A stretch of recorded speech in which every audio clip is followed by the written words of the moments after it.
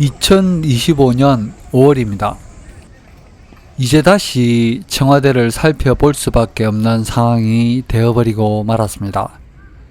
예전에 제가 올린 영상들은 청와대 본관은 볼 수 있었지만 청와대 관저는 내부를 볼 수가 없었습니다. 그런데 청와대 개방 초기에 언론에서 찍은 영상들을 보니까 관저 내부를 일부 볼 수 있는 영상들이 있습니다. 언론에서 공개한 평면은 대충 이런 모양들입니다. 공개된 영상하고 이런 평면을 찬찬히 비교를 하니까 구조가 다른 부분이 꽤 많이 보입니다. 아마도 청와대로 다시 돌아올 것에 대비해서 의도적으로 구조를 정확히 공개하지 않은 것으로도 보입니다.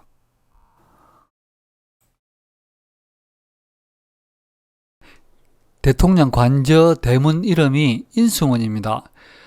대문 쪽에서 현관이 바로 보입니다.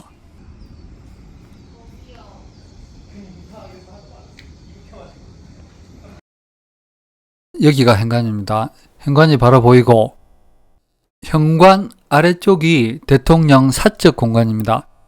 공개된 도면은 이렇게 간단한데 여기에 서재도 있고 거실하고 침실도 있고 또 드레스룸하고 화장실도 있습니다. 대통령 관저에서 제일 관심이 가고 흥미로운 곳이 바로 여기 침실입니다. 대통령 침실이 한 80평쯤 되는데 너무 넓어서 한기가 느껴질 정도다, 이런 말도 있었습니다. 영상으로 보면 이 침실이 80평 정도로 커 보이지는 않습니다. 아무튼 침실이 많이 큰 것은 사실 같습니다. 박근혜 대통령은 이 침실을 사용하지 않았다는 말도 있습니다. 침실 영상을 보니까 침실이 대충 이렇게 생겼습니다. 스케일이 정확하지는 않은데 좀 많이 큽니다. 물론 대통령 침실은 권위와 위엄을 상징하는 곳이기도 해서 어느 정도는 커야 됩니다. 그런데 크다고 해서 그 한계를 넘을 정도로 커버리면 여러 가지 부작용이 생길 수 있습니다. 일반적으로 침실이 너무 크면 불안감, 공허감을 느끼고 숙면을 취하기가 어렵습니다. 방이 너무 크면 잠을 자는 동안에 에너지를 흡수하지 못해서 기운이 부족해집니다. 그래서 유럽의 왕들은 넓은 방에 이런 캐노피 침대를 두어서 공간을 좁혀주는 효과를 주기도 했습니다. 아늑한 기분도 들고 에너지 흐름도 모이게 됩니다. 한마디로 썰렁한 기분이 줄어든다고 볼 수 있습니다. 또 창문도 여기저기 많습니다. 다 창문입니다. 창문이 너무 크거나 많으면 좋은 기가 머물지 않고 쉽게 빠져나가 버립니다.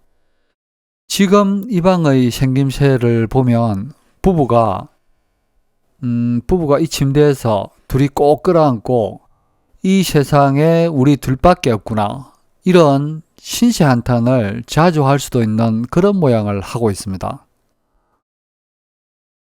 계속 안 좋은 이야기만 하는 것 같은데 지금은 방문도 거꾸로 달려 있습니다. 방문을 열었을 때 막힌 벽을 먼저 보게 달려 있습니다.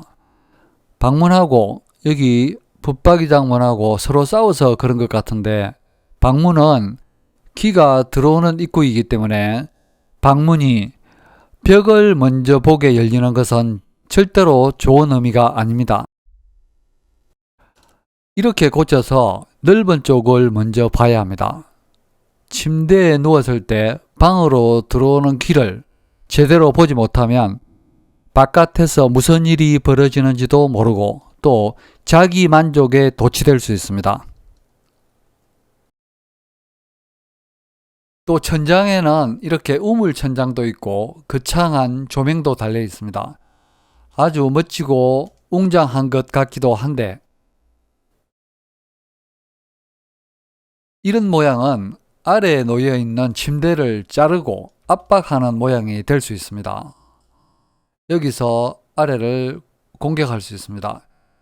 호텔이나 휴양지 침대가 아니라면 침실 천장은 평평한 것이 제일 좋습니다. 여러 가지로 대통령 침실을 아늑하고 편하게 만드는 것이 대통령 부부나 국가, 국민 모두에게 이롭고 도움이 됩니다. 사람들은 긴 복도를 보면 괜히 서두르게 되고 또 여유를 잃게 됩니다.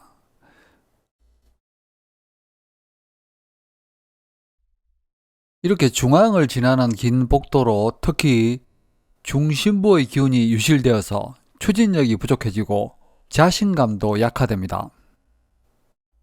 침실이 3개나 있는데 여기를 잘 줄이거나 조절을 해서 전체를 좀 여유롭게 만드는 것이 좋습니다.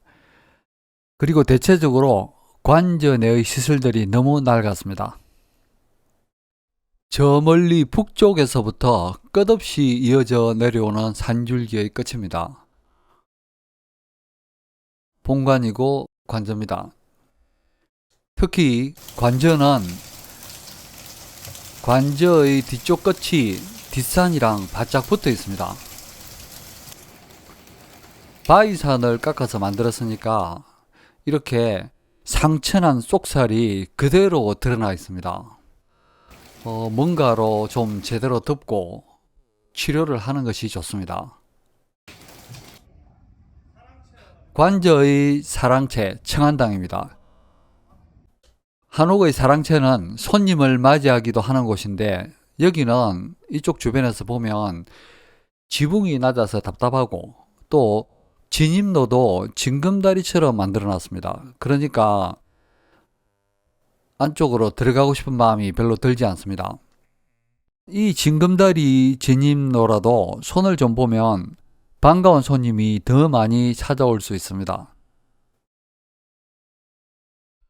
청와대 본관에서 관저로 가는 길이 2갈래가 있는데 이쪽 길이 좀 가까운 길입니다.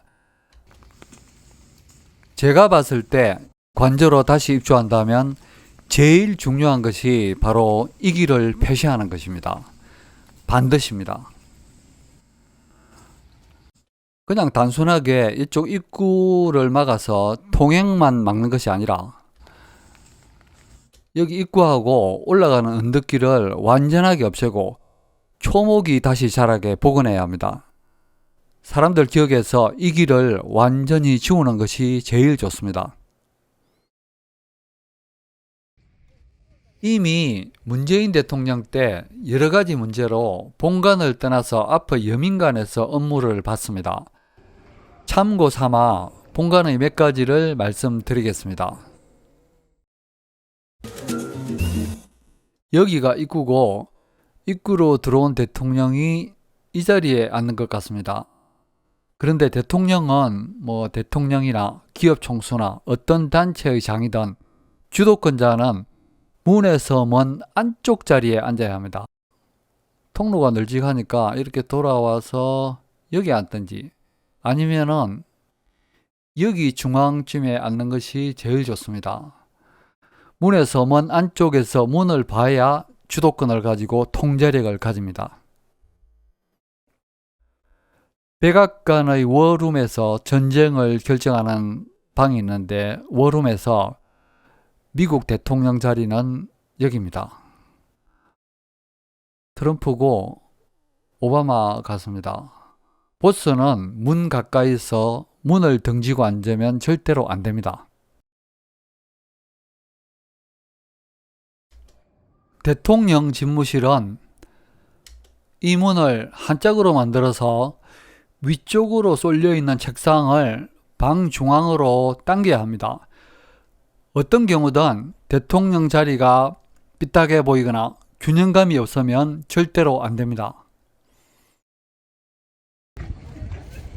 한 나라의 대통령 정도면 환경을 지배하고 이겨야지 무슨 풍수 타령이냐 이렇게 말할지 모르겠지만 강한 사람이든 약한 사람이든 결국 사람은 환경의 영향을 받게 됩니다. 진짜 강자는 환경을 잘 이용하고 개선합니다. 백전백성의 이순신 장군도 지형과 물기를 잘 분석해서 전쟁을 이겼습니다. 청와대로 대통령이 다시 돌아온다면 본관 말고 여민관에서 업무를 보고 관저는 최소한 몇 가지를 손을 본 다음에 입주를 하고 장기적으로는 반드시 집무실 본관하고 관저를 새로 설계하고 짓는 것이 좋습니다. 해방 후 가장 가난한 나라에서 지금의 놀라운 기적을 만든 이유가 이 청와대에서 자리를 잡고 정치를 했기 때문인지도 모릅니다. 청와대 터가 잘못된 것이 아니라 그것의 자리나 구조가 문제입니다. 신이 대한민국을 축복하기를 빕니다.